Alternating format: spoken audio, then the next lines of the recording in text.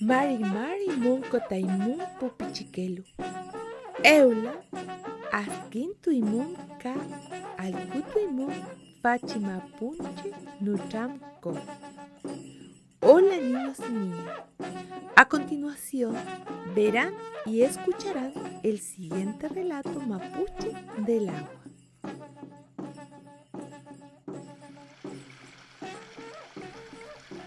Moncolmapu, mundo circular.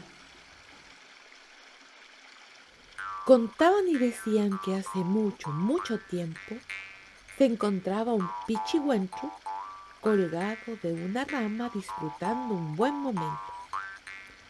En un columpio hecho por sus manos estaba muy entretenido hasta que sus tripas hicieron un poderoso sonido.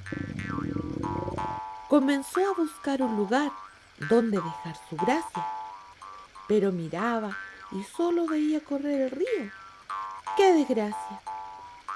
Recordó a los quinches que siempre le advertían que no ensuciara jamás el agua que corría, pues de seguro de esa misma algún día bebería. ¡Qué dilema! Ya no hay tiempo, pensó. Solo aguanto hasta aquí mismo.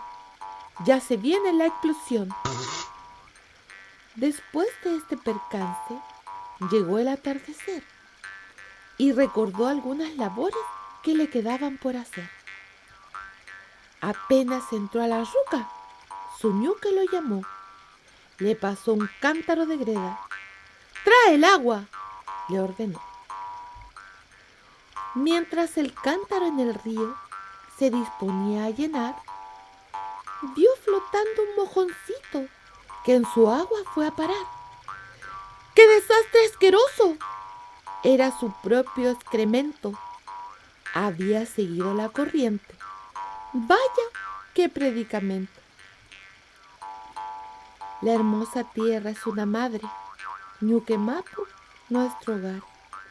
Y no importa si pequeños o grandes, lo debemos recordar.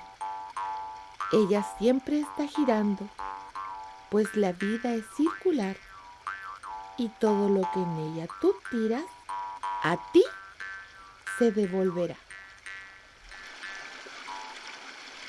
Afita Mapunche Nutramco. Así termina este relato del agua.